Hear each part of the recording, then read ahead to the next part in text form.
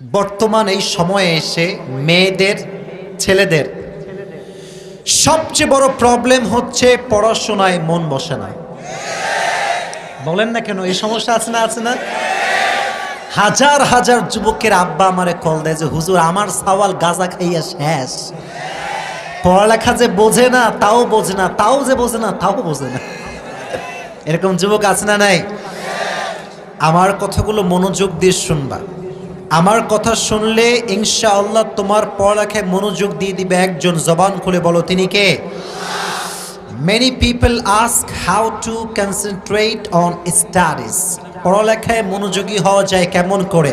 কোরআন থেকে হাদিস থেকে জানবার দরকারটা আছে না নাই? তুমি যদি ইউটিউবে সার্চ করো how to concentrate on studies, তোমাকে ইউটিউব অনেকগুলো ভিডিও সাজেশনে দিবে। আমি কারো বিরুদ্ধে বলছি না, বাট এতটুকু তোমাকে ইনশিওর করে বলছি, কোরআন তোমাকে যে ইনস্ট্রাকশন দিবে দুনিয়ার কোনো চ্যানেল তোমাকে সেই ইনস্ট্রাকশন দিতে পারবে না। কোরআন থেকে জানতে হবে। শোনো, পড়ালেখায় যারা যারা মনোযোগী হতে চান আজকের এই শুরুর কথাগুলো তাদের জন্য। পড়ালেখায় যেই মেয়েরা মনোযোগী হতে চান, যেই ছেলেরা মনোযোগী হতে চান, এক নাম্বার উপায়, যদি পড়ালেখায় মনোযোগী যুবক ভাইরা হতে চাও, গুনাহ থেকে বাঁচতে হবে। গুনাহ বড় মারাত্মক জিনিস। যে মানুষ গুনাহের ভেতরে ঢুকে যায় তার মনের যেই প্রশান্তি এটা হারিয়ে যায়, তার স্থিরতা হারিয়ে যায়। আর যার মনের স্থিরতা হারিয়ে যায় তার পড়াশোনায় মনোযোগ অটোমেটিক্যালি হারিয়ে যায়। ঠিক না? গুনাহ করা যাবে না। গুনাহের কিছু ক্যাটাগরি আছে। নাম্বার 1, অনেক যুবক দেখবেন বলে হুজুর আমি পরীক্ষায় ফার্স্ট হতে চাই, কিন্তু রাত 2টা 3টা পর্যন্ত হ্যালো জান কি করো, ঘুমিয়েছো, খাইছো, কিছু করেছো? What is this? তুমি না পরীক্ষায় ফার্স্ট হবা? পরীক্ষায় যে ফার্স্ট হতে চায় গার্লফ্রেন্ডের পাল্লায় পড়লে তার জীবনটা বেকা হয়ে যাবে। 1 নাম্বার কখনো হওয়া যাবে না। You have to abstain yourself from any kind of sins. গুনাহ থেকে বাঁচবে যে, তার মনে প্রশান্তি দিয়ে দিবে একজন। আওয়াজ দিয়ে বলেন তিনি কে? গুনাহের অনেকগুলো ক্যাটাগরি আছে। আজকাল সমাজে আপনারা দেখবেন মানুষ হয়ে মানুষকে কষ্ট দেওয়া একটা কমন রোগ হয়ে গিয়েছে আমাদের মাঝে। ইভেন অনলাইন তো বিশাল বড় একটা প্ল্যাটফর্ম হয়ে গিয়েছে। এক হুজুর আর এক হুজুরের বিরুদ্ধে গালি না দিলে মনের প্রশান্তি খুঁজে পায় না। এই মারামারি বাংলাদেশে আছে না নাই?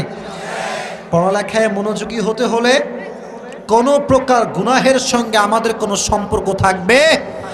হাদিস শোনেন, قال رسول الله صلى الله عليه وسلم إذا كنت في نعمة, নবীজি বলেছেন যখন তোমরা কোনো নিয়ামতে থাকবা, নিয়ামতের কদর করো, মূল্যায়ন করো। فإن الذنوب تزيل النعم, যে ব্যক্তি গুনাহ করতেই থাকে কন্টিনিউয়াসলি প্রসেসে, তার নিয়ামতগুলো কেড়ে নেয় একজন। জবান খুলে বলেন তিনি কে? পড়ালেখায় মনোযোগী হয়, এটা আল্লাহর নিয়ামত। যে গুনাহ করবে তার নিয়ামত দূর হয়ে যাবে। এই জন্য পড়ালেখায় মনোযোগী হতে চাইলে গুনাহ থেকে বাঁচার দরকারটা আছে না নাই? নাম্বার 1। নাম্বার 2, যদি পড়ালেখায়, এদিকে তাকাও, এই যুবক ভাইরা এদিকে, পড়ালেখায় যদি মনোযোগী হতে চাও, যখন পড়ার টেবিলে বসবা, কথা কি বোঝা যায়? এই ফোন কমপক্ষে 14 মাইল দূরে থাকতে হবে। আস্তে ঠিক বললা কেন তোমরা যুবক ভাইরা? কোনো সন্দেহ আছে তোমাদের ভেতরে? জীবনে বিল গেটস হতে হবে, জীবনে বিশাল বড় ইঞ্জিনিয়ার হতে হবে। পড়লাম, পড়ে তামা করে ফেলবো আজকে। বইটা খুলছে, ঘিরে একটা মেসেজ মনে কেবল ক্রিং করে আসলো মনে হয়। বেচারা কিন্তু ভালো ছেলে, এমনি ভালো ছেলে। আচ্ছা দেখি তো মেসেজটা কে দিয়েছে। আচ্ছা মেসেজ দেখতে গিয়ে হঠাৎ করে ফেসবুকে একটা পোস্টে একটা নোটিফিকেশন আসছে, অ্যাঞ্জেল প্রিয়া আপনার পোস্টে মন্তব্য করেছে। ওই যে যুবক ফেসবুকে ঢুকে গেল, তার যৌবন তামা হয়ে গেল। এই জন্য যুবক, তোমাদের কথা কিন্তু আমি বুঝি, ভালো করে বুঝতে হবে আমার কথাগুলো। যখন পড়তে বসবা মোবাইল ফোন 14 হাত দূরে থাকতে হবে। ঠিক কিনা বলো? নাম্বার 2। নাম্বার 3, যখন পড়াশোনায় মনোযোগী হতে চাচ্ছ তুমি, পড়তে চাচ্ছ তুমি, just try to recite the holy Quran before you go to study. যখনই পড়তে বসবা পড়ার টেবিলে যতটুকু পারা যায়, একটা সূরা হোক, এক পৃষ্ঠা হোক, আধা পৃষ্ঠা হোক, যতটুকু পারা যায় আমরা তেলাওয়াত করব ইনশাআল্লাহ। মানুষ যত কোরআন তেলাওয়াত করে তার ব্রেইন তত ফ্রেশ হয়ে যায়। যার ব্রেইন যত ফ্রেশ থাকে তার পড়ায় মনোযোগ তত বেশি সহজ হয়ে যায়। ঠিক কিনা বলেন? এই যে কলিজার টুকরা প্রিয় ভাইয়েরা, এই কোরআনটা বেশি বেশি পড়ার দরকারটা আছে না নাই? আল্লাহ সবাইকে পড়ালেখায় মনোযোগী হওয়ার তৌফিক দান করুক। সকলেই মন খুলে পড়ে না আমিন। সর্বশেষ কথা এটি বলে আমি আমার তাফসীর শুরু করব, এবং সেটি সবচেয়ে গুরুত্বপূর্ণ একটা চ্যাপ্টার। কথা কি আমার বোঝা যায়? আমি যে যুবকদেরকে অ্যাডভাইস দিচ্ছি, আপনারা কি রাগটা করছেন নাকি? আসতে বললেন কেন? রাগ করছেন আপনারা? যদি পড়ালেখায় মনোযোগী হতে চাও, কোনো মেয়ের পাল্লায় পড়া যাবে না। পেছনে ভাইয়া ঠিকঠাক কিছু কয় না, তবা টবা করছেন নাকি? জোরে বলতে হবে তো, ঠিক কিনা প্রিয় ভাইয়েরা আমার? মেয়ে বড় ডেঞ্জারাস জিনিস, তোমার পড়ালেখার 14 গোষ্ঠী শেষ করে দিবে একেবারে। তোমার মনে হবে কি জানো, এই যুবক, অনেক যুবক মনে করে যে আমার গার্লফ্রেন্ড থাকলে আমারে আর কে ঠেকায়। তোর গার্লফ্রেন্ড আছে বলে তোর জীবনটা খালি প্যারা আর প্যারা, চিল বলতে কিচ্ছু নয়। যে যুবকটা আজ অব্দি সিঙ্গেল তারে বলেন, দাঁত কেলায় হাসবে, বলে বেটা কি বলিস তুই, আমি তো পুরো চিল আর চিল আর চিল।